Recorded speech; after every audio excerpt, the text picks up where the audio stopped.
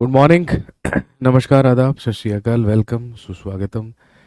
हाँ जी, class live हो चुकी है। 9:52 हुए हैं। तारीख आपको पता है, दिस इज 27 जनवरी 2022। आज 27 जनवरी 2022 है। क्लास पूरी तरीके से लाइव है। सारे के सारे लोग जल्दी से यहाँ पर मौजूद होंगे।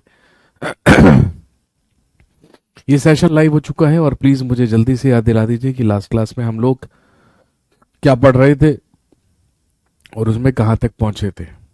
एक बार कंफर्म करेंगे please.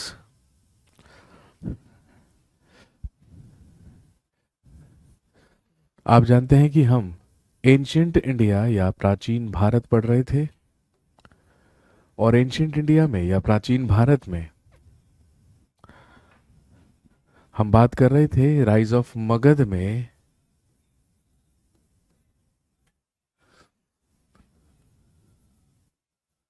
Maurya dynasty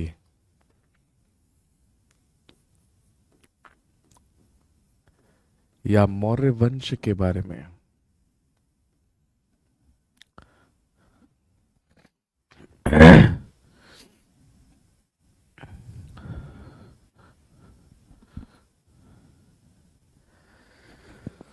Maurya dynasty या मौर्य वंश के बारे में हम बात कर रहे थे, जिसमें आप जानते हैं कि हम लोग मौर्य वंश के संस्थापक और पहले शासक चंद्रगुप्त मौर्य के बारे में बात कर चुके हैं। चंद्रगुप्त मौर्य के बाद आज हम बात करेंगे किसके बारे में? बिंदुसार के बारे में। हेडिंग डाल लीजिए।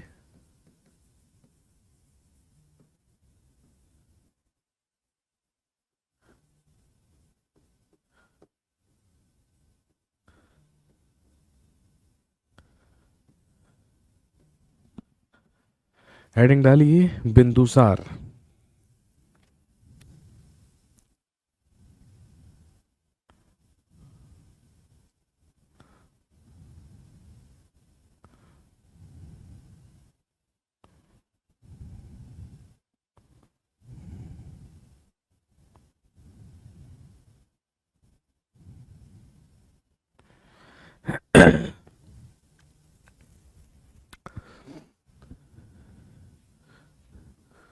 दो सौ अट्ठानवे ईसा पूर्व से लेके लगभग 272 ईसा पूर्व तक शासन रहा बिंदुसार का।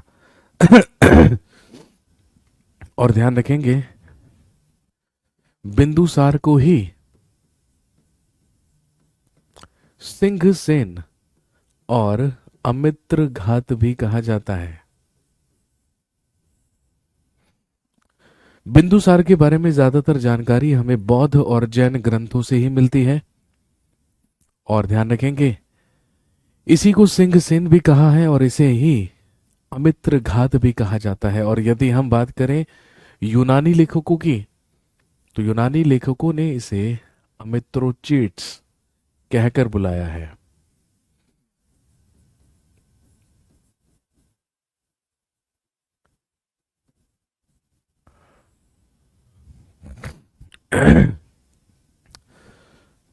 बौद्ध और जैन ग्रंथों के अनुसार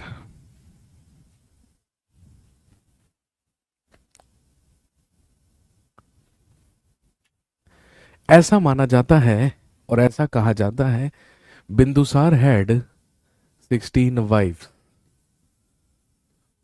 ग्रंथों में और पुराणों में बिंदुसार की 16 पत्नियों का उल्लेख हुआ है। और ऐसा ही बौद्ध और जैन ग्रंथों से माना जाता है कि बिंदुसार की 16 पत्नियां थी।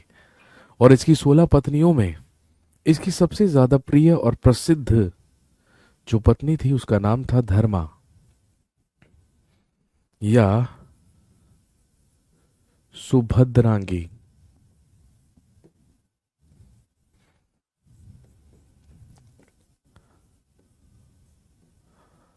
और ध्यान रखेंगे, सुभद्रांगी का नाम आपको ध्यान रखना है या धर्मा का नाम याद रखना है, क्योंकि इसी से जन्म हुआ था किसका? सम्राट अशोक का। कई बार एग्जाम में पूछ लेते हैं अशोक की माता का नाम क्या था। सुभद्रांगी या धर्मा का ही पुत्र हुआ करता था अशोक। इसके अलावा बिंदुसार के 101 पुत्रों के नाम का उल्लेख हुआ है। बिंदुसार के 101 पुत्र थे, जिसमें इसका सबसे बड़ा पुत्र था सुसीम।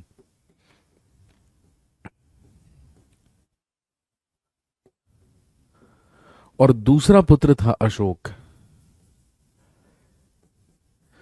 बिंदुसार सुसीम को ही अपना उत्तराधिकारी बनाना चाहता था, मौर्य वंश का अगला शासक बनाना चाहता था, लेकिन ऐसा अशोक ने नहीं होने दिया, क्योंकि अशोक ने ही अपने सभी भाइयों की हत्या करवाकर ही मगध का सिंहासन प्राप्त किया था, ऐसा हमें जानकारी मिलती है। और ध्यान रखेंगे, इसने अपने केवल एक भाई की हत्या नहीं करवाई थी, जिसका नाम था तिस्सा या तिस, यानी कि अपने 99 भाइयों की हत्या करवाकर ही अशोक मगध के सिंहासन पर बैठा, मगध का शासक बना। लेकिन इसने हत्या नहीं करवाई थी तिस्स की। बिंदुसार के शासनकाल में सुसीम, लिखेंगे तक्षशिला का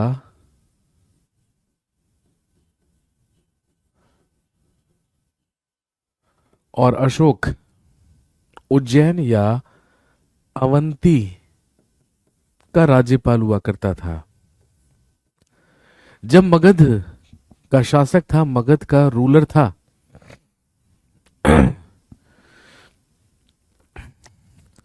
तो बिंदुसार के शासनकाल में जो सुसीम था उसका बड़ा पुत्र, तो ध्यान रखेंगे, वो तक्षशिला का गवर्नर हुआ करता था, राज्यपाल हुआ करता था। और अवंती या उज्जैन का राज्यपाल उस समय कौन हुआ करता था? अशोक हुआ करता था। ध्यान रखेंगे, बिंदुसार के ही शासन में काल में हुआ, लिखिए, रिवोल्ट ऑफ तक्षशिला।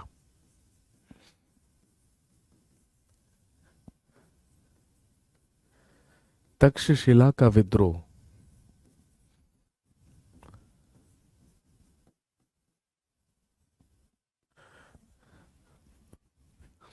बिंदुसार के ही शासनकाल में तक्षशिला में एक विद्रोह हुआ, और जब तक्षशिला का विद्रोह हुआ तो बिंदुसार ने उस तक्षशिला के विद्रोह को नियंत्रित करने के लिए, कंट्रोल करने के लिए अपने सबसे बड़े पुत्र सुसीम को भेजा। लेकिन सुसीम उस तक्षशिला के विद्रोह को नियंत्रित करने में विफल रहा, असफल रहा। इसीलिए फिर उसके बाद अवंती से अशोक को बुलाकर तक्षशिला का विद्रोह नियंत्रित करने के लिए भेजा गया, और फिर अशोक के द्वारा ही उस विद्रोह को नियंत्रित किया गया। सिंपल सा क्वेश्चन आपसे पूछेंगे, क्वेश्चन बनता है कि बताइए, तक्षशिला का विद्रोह नियंत्रित करने के लिए बिंदुसार ने पहली बार किसे भेजा था? तो ध्यान रखेंगे, पहली बार गया था सुसीम, जिससे विद्रोह नियंत्रित नहीं हो पाया। फिर इस तक्षशिला के विद्रोह को नियंत्रित किया गया किसके द्वारा? अशोक के द्वारा।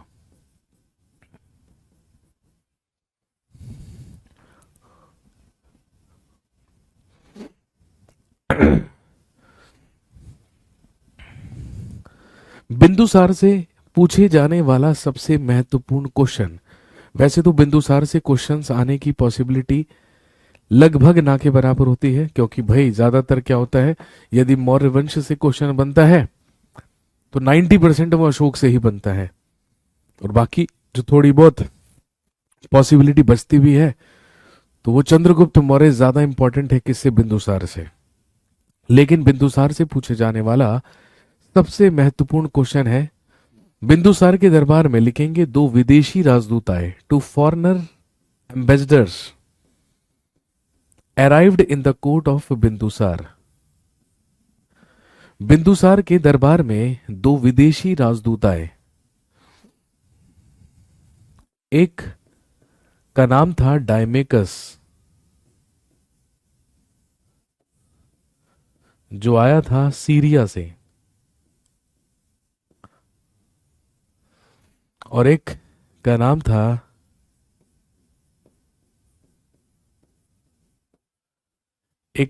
डायोनिसस,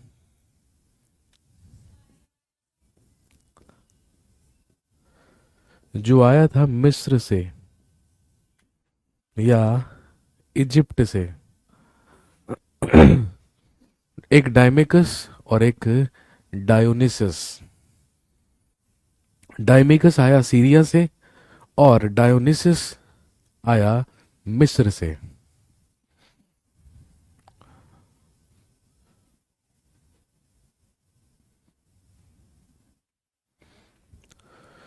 लगभग 272 ईसा पूर्व में बिंदुसार की मृत्यु हुई और बिंदुसार के मरने के बाद एक ग्रह युद्ध शुरू हुआ। सिंहासन को लेकर लड़ाई शुरू हुई बिंदुसार के सभी पुत्रों में। और ध्यान रखेंगे, उत्तराधिकार की इस लड़ाई को अशोक के द्वारा जीता गया। अशोक ने चाणक्य के ही एक शिष्य राधा गुप्त की मदद से अपने 99 भाइयों की हत्या करवाई और मगध का सिंहासन प्राप्त किया और ये खुद मगध में मौर्य वंश का अगला शासक बना। तो नेक्स्ट लिखेंगे आप, नेक्स्ट लिखेंगे अशोका या अशोक। बिंदुसार के बाद मौर्य वंश का अगला शासक बना।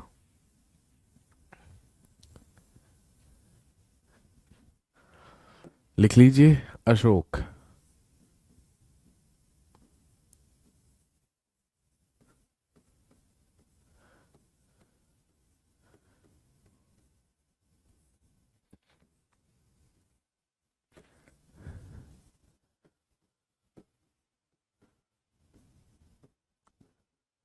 टू 269 बीसी से लेके लगभग 232 बीसी तक शासन रहा अशोक का।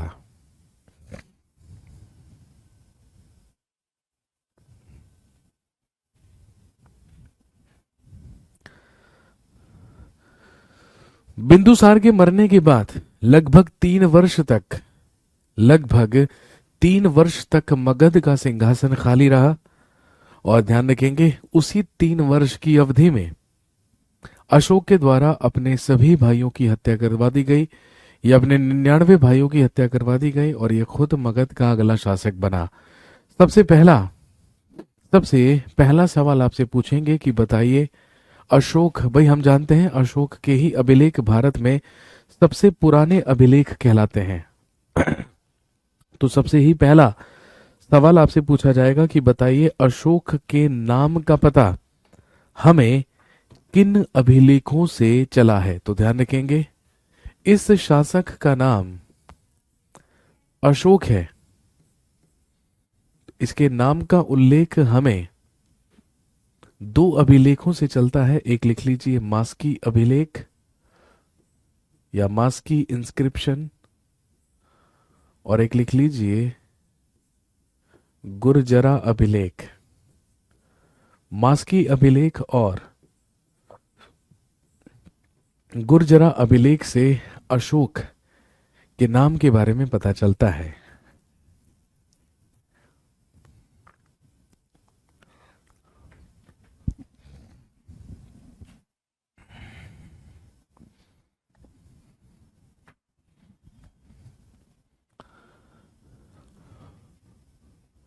ध्यान रखेंगे,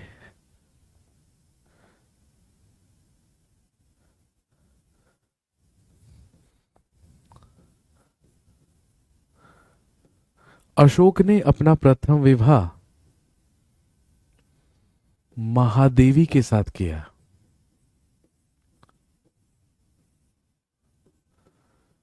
जो अवंती की राजकुमारी थी। और आप जानते हैं अवंती का ही गवर्नर हुआ करता था कौन? अशोक। इसने अवंती या उज्जैन की राजकुमारी महादेवी के साथ विवाह किया और महादेवी से ही अशोक का एक पुत्र हुआ जिसका नाम था महेंद्र, और एक पुत्री जिसका नाम था संघमित्रा।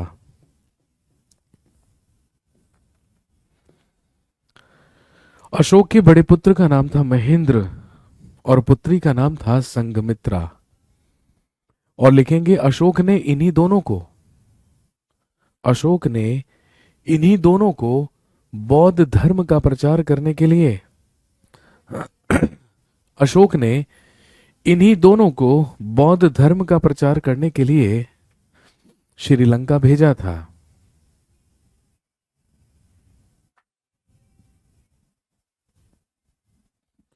अशोक ने इन्हीं दोनों को, महेंद्र और संघमित्रा को ही बौद्ध धर्म का प्रचार करने के लिए श्रीलंका भेजा था।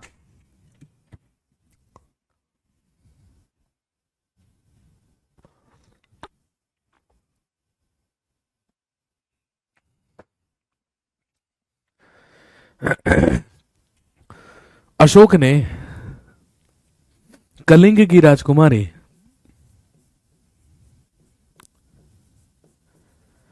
अशोक ने कलिंग की राजकुमारी कारुवाकी या कौरवकी के साथ भी विवाह किया,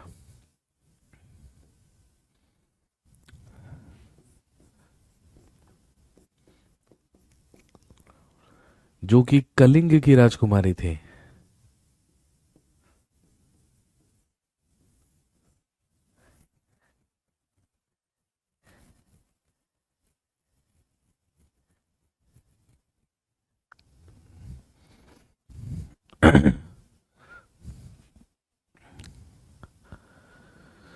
अशोक ने कलिंग की राजकुमारी कारुवाकी के साथ भी विवाह किया था, जिससे जिससे अशोक का उत्तराधिकारी हुआ कुणाल और फिर कुणाल का उत्तराधिकारी हुआ दशरथ। अशोक ने अपने शासनकाल में केवल एक युद्ध लड़ा। अपने शासनकाल के 8वें वर्ष यानी कि 261 ईसा पूर्व में, जो कहलाता है कलिंग वॉर।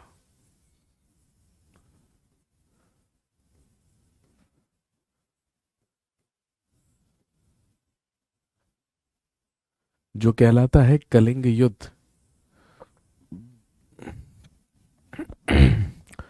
261 बीसी, 261 ईसा पूर्व में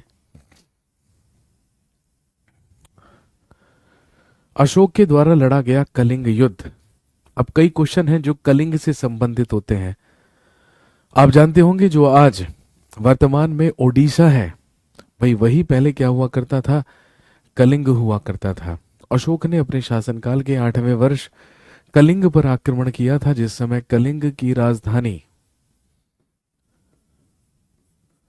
तोसली हुआ करती थी। जिस समय कलिंग की राजधानी थी तोसली या तोशाली। कलिंग युद्ध का कारण क्या था? अशोक ने हाथी प्राप्ति के लिए या कलिंग से हाथी प्राप्त करने के लिए ही कलिंग पर आक्रमण किया था।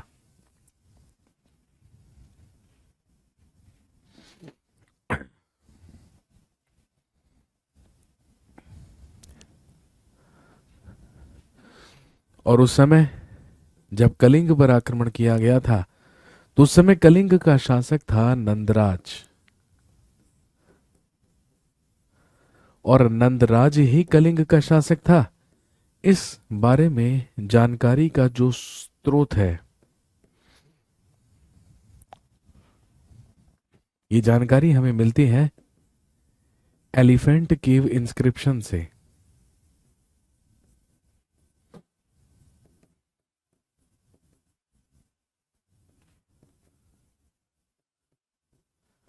या हाथी गुफा अभिलेख से।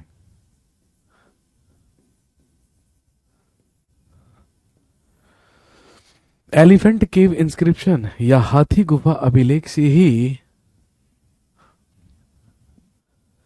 हमें यह जानकारी मिलती है कि जब अशोक के द्वारा कलिंग युद्ध लड़ा गया था तो उस समय कलिंग का शासक नंदराज था। और ध्यान रखेंगे, इस हाथी गुफा अभिलेख को लिखवाने वाला शासक था खारवेल। इसे लिखवाया था खारवेल नाम के शासक ने, जो चेदी डायनेस्टी या चेदी वंश का राजा था।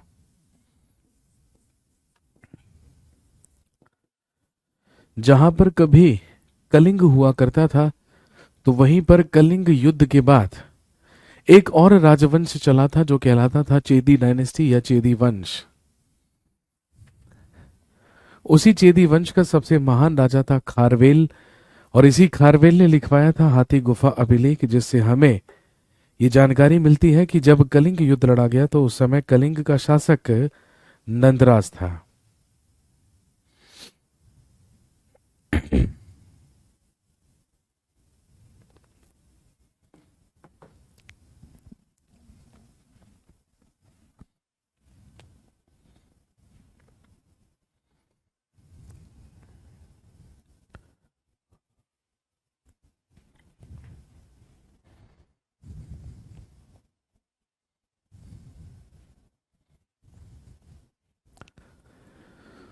इसके बाद भाई आप जानते हैं कि कलिंग युद्ध इतिहास का सबसे भीषण युद्ध माना जाता है, और ऐसा कहा जाता है कि इस युद्ध में 1 लाख से भी ज्यादा लोग मारे गए थे, और लगभग 1.5 लाख लोगों से भी ज्यादा को बंदी बना लिया गया था। लेकिन इस युद्ध को लड़ने के बाद अशोक का मन इतना ज्यादा विचलित हुआ कि इसने हमेशा के लिए हिंसा को त्याग कर अहिंसा के मार्ग पर चलना चुना, और इसने कलिंग युद्ध के तुरंत बाद ही बौद्ध धर्म अपना लिया। लिखेंगे आफ्टर कलिंग वॉर, कलिंग युद्ध के बाद,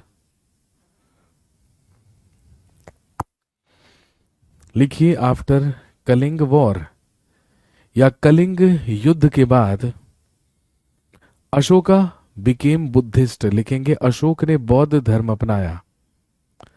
कलिंग युद्ध के बाद अशोक ने बौद्ध धर्म अपनाया। Ashoka became Buddhist.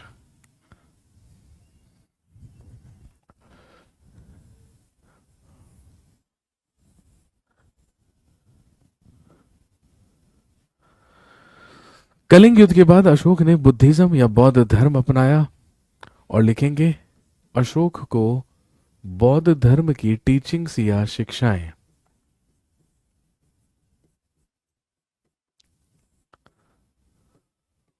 उपगुप्त के द्वारा दी गई। अशोक को बौद्ध धर्म की शिक्षाएं उपगुप्त के द्वारा दी गई। इसने हमेशा के लिए हिंसा को त्यागा, हमेशा के लिए हथियार डाले, और उसके बाद ये केवल और केवल धर्म प्रचार और अहिंसा के मार्ग पर चल पड़ा।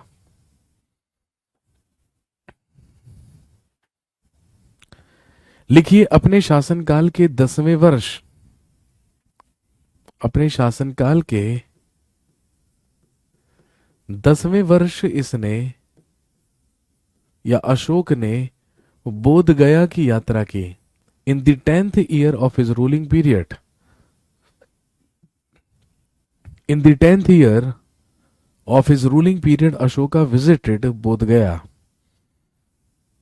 अपने शासनकाल के 10वें वर्ष इसने बोध गया की यात्रा की, और ध्यान रखेंगे 20वें वर्ष, लिखेंगे और 20वें वर्ष इसने लुम्बिनी जाकर उसे कर मुक्त घोषित किया।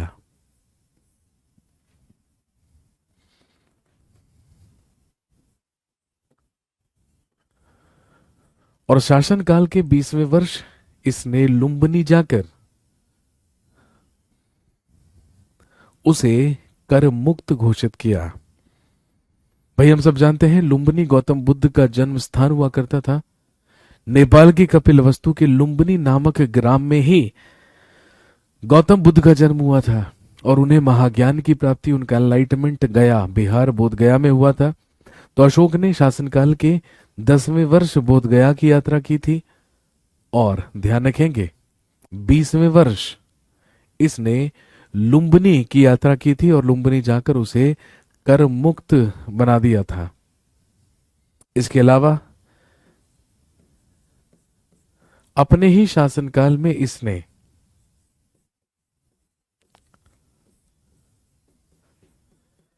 तृतीय बौद्ध महासंगीति का आयोजन करवाया था।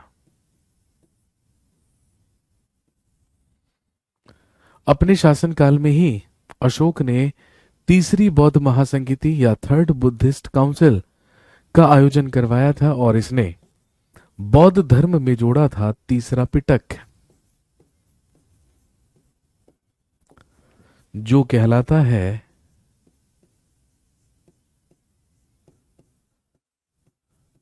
अभिधम पिटक, जो कहलाता है अभिधम पिटक।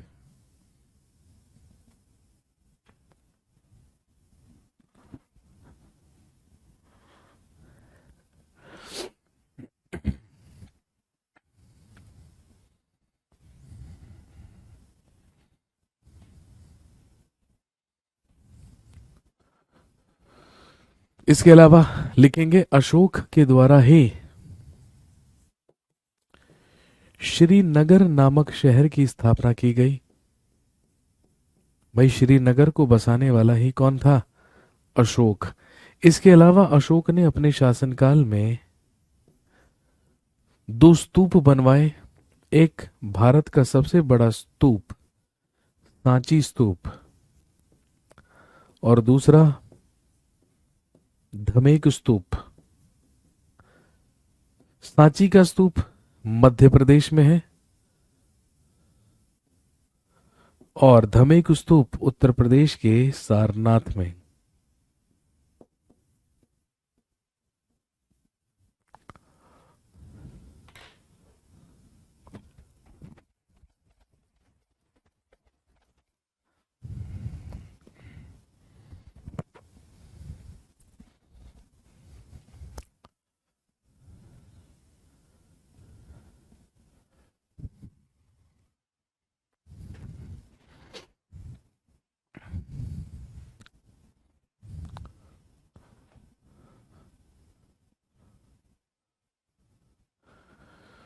सर बेटे और बेटी को कहां भेजा था? श्रीलंका भेजा था बौद्ध धर्म का प्रचार करने के लिए।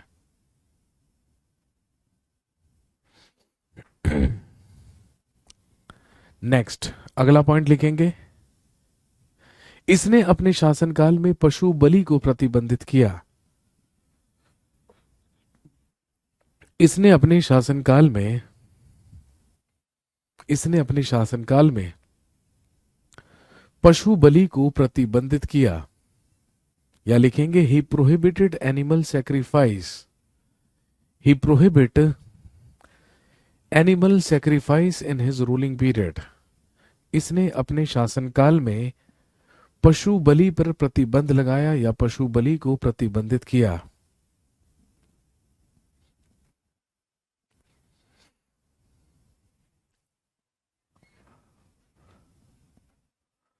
और लिखेंगे ये इतिहास का प्रथम शासक है जिसने राष्ट्रीय उद्यानों का निर्माण करवाया। He is first ruler of Indian history. He was first ruler in history, लिखेंगे who built national parks in India. इतिहास का प्रथम शासक था जिसने राष्ट्रीय उद्यानों का निर्माण करवाया।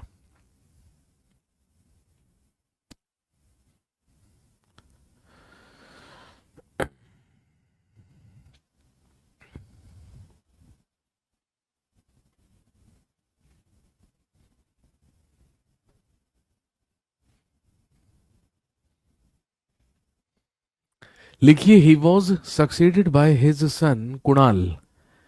अशोक का उत्तराधिकारी इसका पुत्र कुणाल हुआ। He was succeeded by his son Kunal. इसका उत्तराधिकारी इसका पुत्र कुणाल हुआ।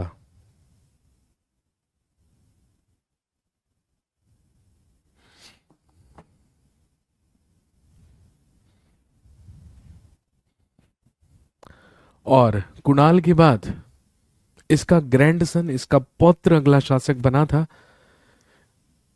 लिखेंगे अशोक के ग्रैंडसन का नाम, अशोक के पोते का नाम था दशरथ। अशोक के पौत्र या पोते का नाम था दशरथ। लेकिन आपसे पूछेंगे who was the last ruler of Maurya dynasty. लिखेंगे the last ruler of Maurya dynasty was,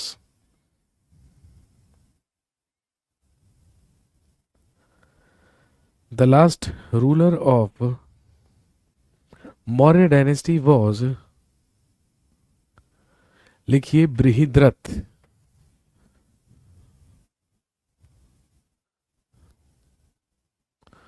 Maurya वंश का अंतिम शासक हुआ बृहद्रथ।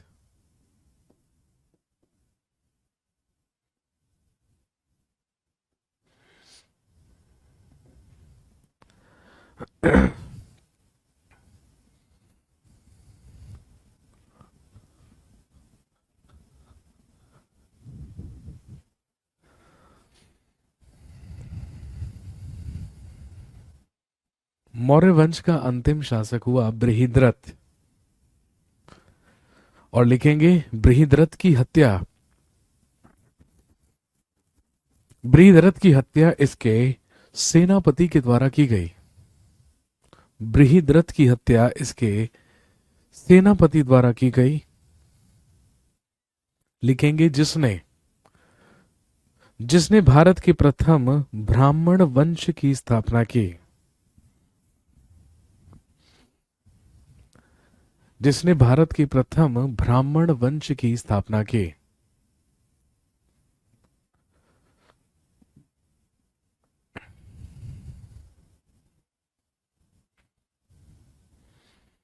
तो बृहद्रथ को ही मारा उसी के एक सेनापति ने जो ब्राह्मण था, इसका नाम था पुष्यमित्र शुंग। और इसी पुष्यमित्र शुंग के द्वारा स्थापना की गई भारत के पहले ब्राह्मण वंश की, जो बेसिकली कौन सा कहलाता है, जो कहलाता है शुंग वंश या शुंगा डायनेस्टी।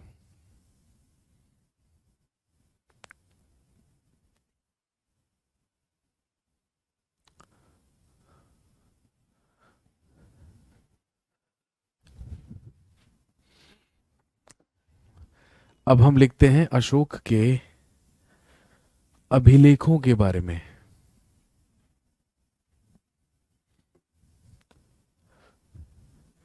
लिखिए अशोक के 14 शिलालेख, स्टोन एडिक्ट्स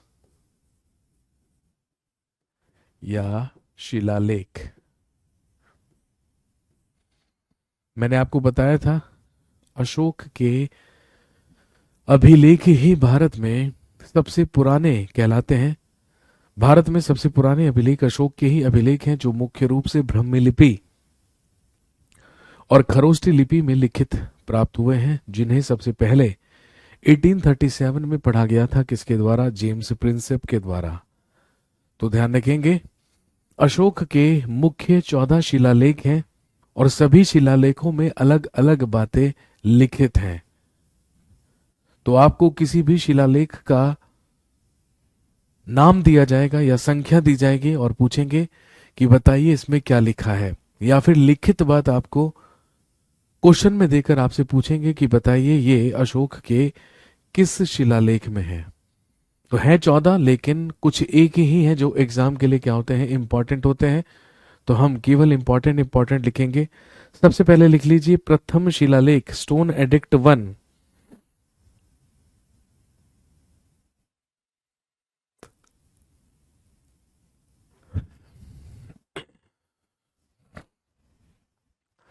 सबसे पहला लिखेंगे स्टोन एडिक्ट 1 या प्रथम शिलालेख। इसमें अशोक के द्वारा 3 बातें कही गई हैं। इसमें अशोक के द्वारा 3 बातें कही गई हैं। सबसे पहला पॉइंट लिखेंगे संपूर्ण प्रजा मेरी संतान के समान है। ये कहा किसने? अशोक ने लिखवाया, और अशोक ने अपनी जनता को अपनी संतान के समान बताया है। लिखेंगे संपूर्ण प्रजा मेरी संतान के समान है।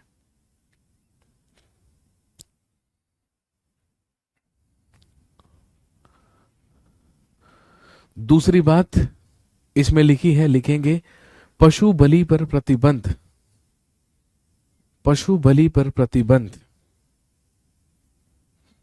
तथा वन्य जीव संरक्षण। पशु बलि पर प्रतिबंध एवं वन्य जीव संरक्षण।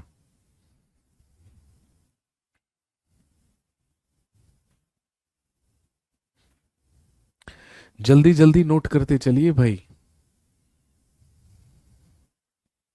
आपको पता है हम हिस्ट्री पढ़ रहे हैं, सिलेबस ज्यादा है।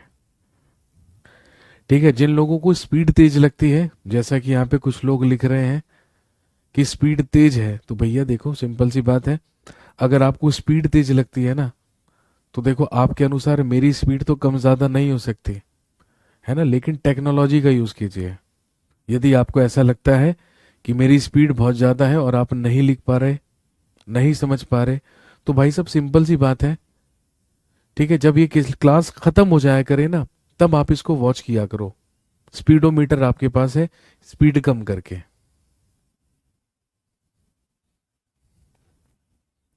ठीक है, और मुझे लगता नहीं है ना कि स्पीड बहुत तेज है। इससे ज्यादा तो फिर स्लो मोशन में ही पढ़ाना पड़ेगा। ठीक है, मेरी स्पीड तेज नहीं है, आपकी स्पीड बहुत स्लो है। तो अपने प्रोसेसर को अपडेट कीजिए थोड़ा सा।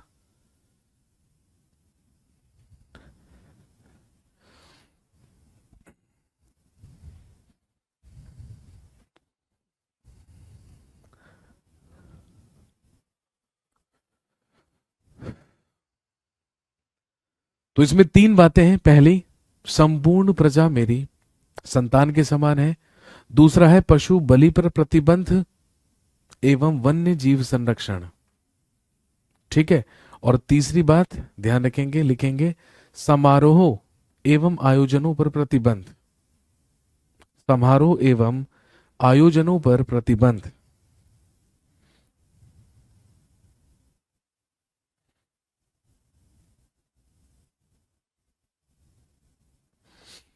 इसके बाद लिखिए दूसरा शिलालेख या द्वितीय शिलालेख, सेकंड स्टोन एडिक्ट। इसके बाद लिखेंगे दूसरा शिलालेख, सेकंड स्टोन एडिक्ट।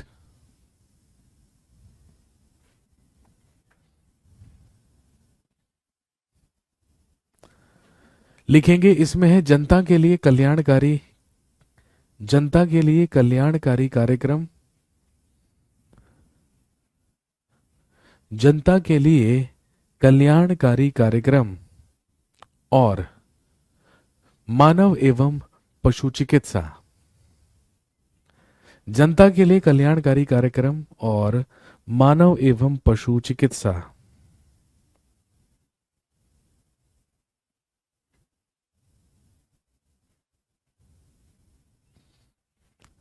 इसके बाद लिखेंगे तीसरा शिलालेख। अगला लिखिए तीसरा शिलालेख। लिखेंगे इसमें है ब्राह्मणों को सम्मान एवं महामात्यों की नियुक्ति। ब्राह्मणों को सम्मान एवं महामात्यों की नियुक्ति।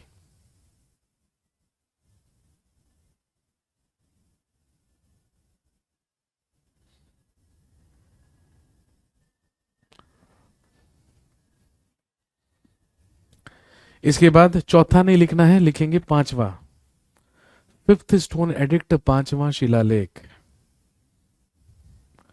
इसके बाद लिखिए पांचवा शिलालेख।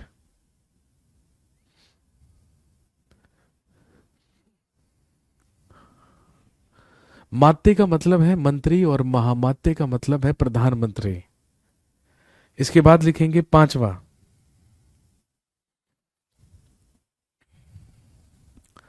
पांचवे में लिखेंगे, पांचवे में है धर्म मात्यों की नियुक्ति। धर्म मात्यों की नियुक्ति।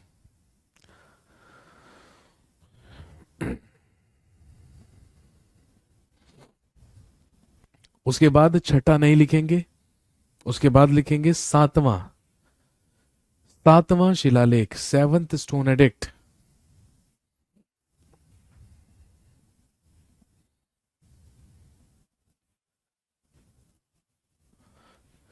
ब्रैकेट में लिख लीजिएगा, यह अशोक का सबसे लंबा शिलालेख है।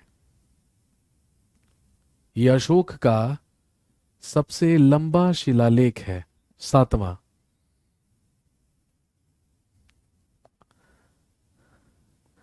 और इसमें है, लिखेंगे मस्तिष्क एवं आत्मा पर नियंत्रण। मस्तिष्क एवं आत्मा पर नियंत्रण, control over mind and soul. अगला लिखिए 11वां शिलालेख।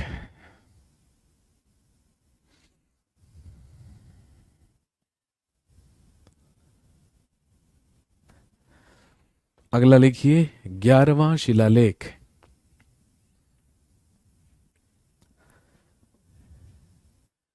इसमें है, लिखेंगे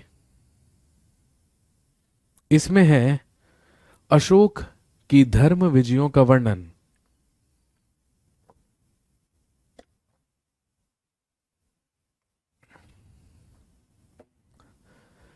लिखिए अशोक की धर्म विजयों का वर्णन।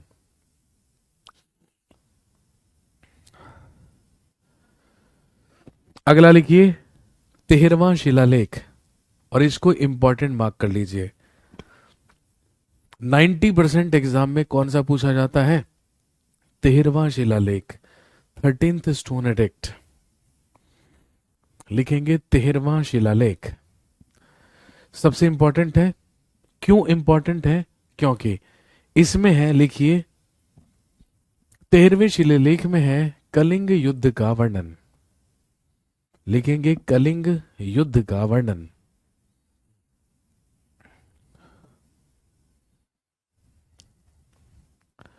लास्ट लास्ट लिखेंगे 14th स्टोन एडिक्ट या 14वां शिलालेख। नेक्स्ट लिखेंगे 14वां शिलालेख। इसमें है, लिखेंगे धार्मिक जीवन को जीने की प्रेरणा। धार्मिक जीवन जीने की प्रेरणा, inspiration to live a religious life.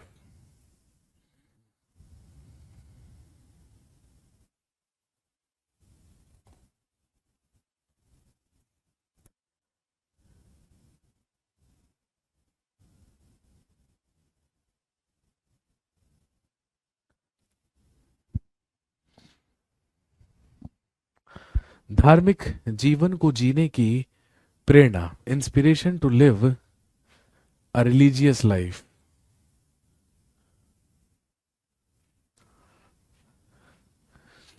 इसके बाद लिखिए 7 पिलर एडिक्ट्स। 7 स्तंभ लेख।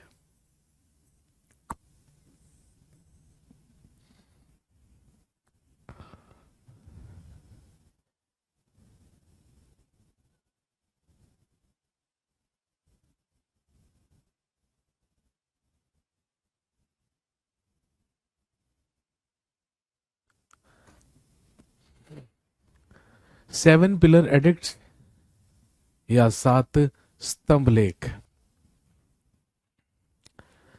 सबसे पहला लिखिए टोपरा पिलर।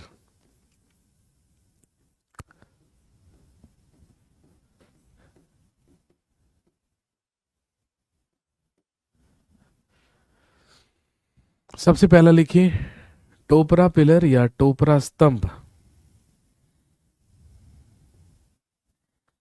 टोपरा पिलर या टोपरा स्तंभ।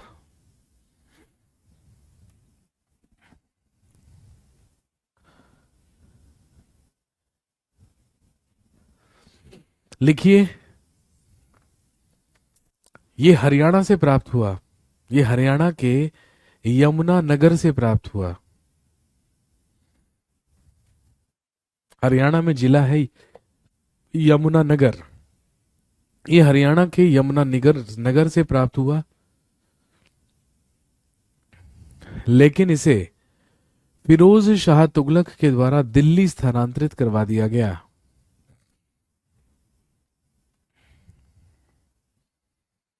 ये हरियाणा के यमुना नगर से प्राप्त हुआ और इसे फिरोज शाह तुगलक के द्वारा दिल्ली स्थानांतरित करवा दिया गया।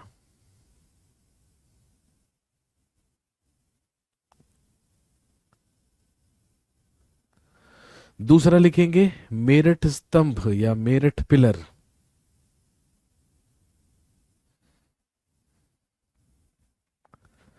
दूसरा लिखिए मेरठ पिलर या मेरठ स्तंभ।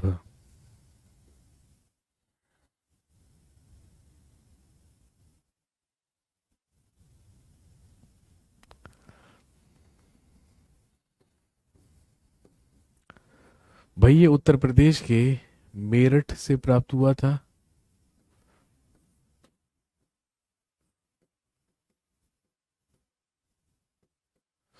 और लिखेंगे इसे भी फिरोज शाह तुगलक द्वारा दिल्ली लाया गया। इसे भी फिरोज शाह तुगलक के द्वारा दिल्ली लाया गया।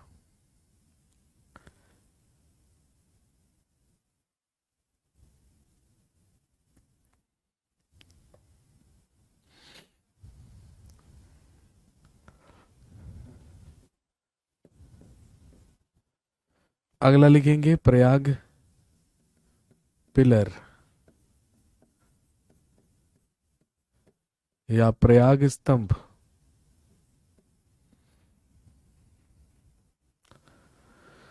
प्रयाग पिलर या प्रयाग स्तंभ, लिखेंगे ये कौशाम्बी से प्राप्त हुआ। ये कौशाम्बी से प्राप्त हुआ और इसे अकबर द्वारा इलाहाबाद के किले में लाया गया। ये कौशाम्बी से प्राप्त हुआ और इसे अकबर के द्वारा इलाहाबाद के किले में लाया गया।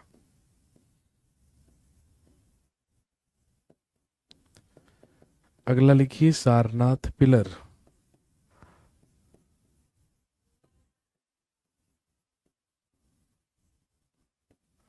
सारनाथ पिलर या सारनाथ स्तंभ,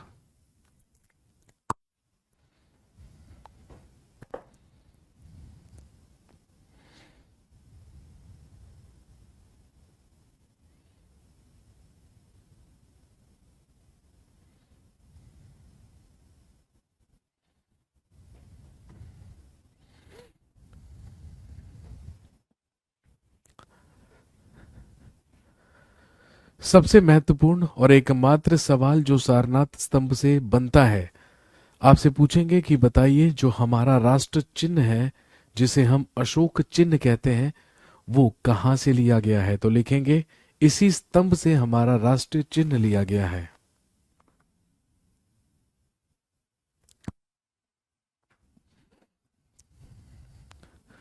लिखेंगे इसी स्तंभ से हमारा राष्ट्रीय चिन्ह लिया गया है।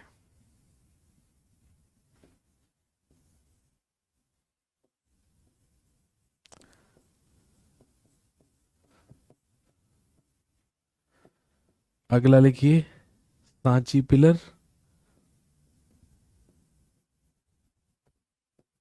या सांची स्तंभ। सांची पिलर या सांची स्तंभ।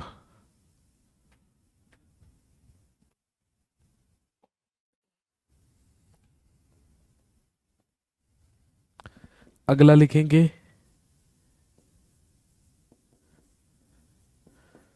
लौरिया नंदनगढ़।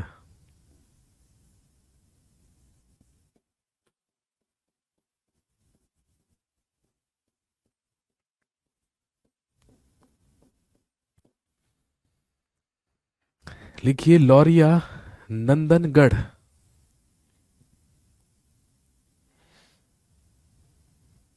और लिख लीजिएगा ये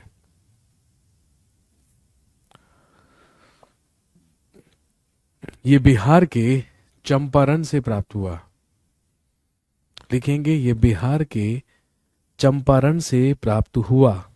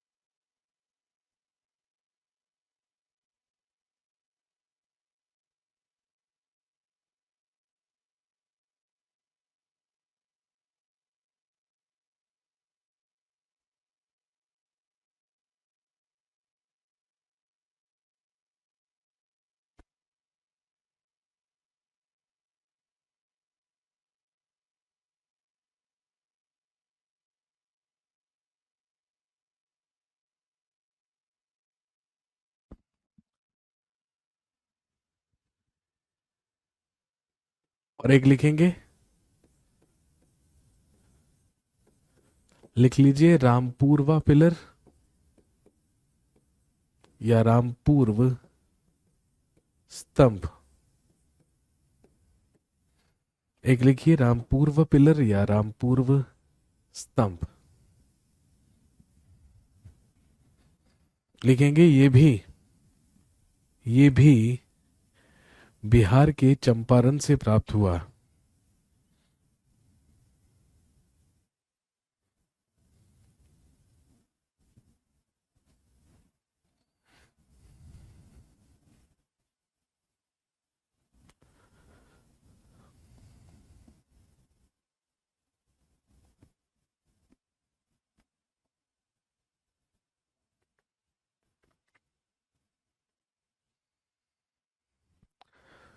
तो ये है वो अशोक के कुछ महत्वपूर्ण अभिलेख जहां से एग्जाम में क्वेश्चन पूछे जाते हैं। चलिए जी, आज की कहानी को यहीं पर समाप्त करेंगे। अगली क्लास में जब आपसे मुलाकात होगी तो हम शुरू करेंगे पढ़ना पोस्ट मौर्यन पीरियड या मौर्योत्तर काल, जिसमें शुरुआत करेंगे शुंग वंश से। Thank you very much, have a nice day.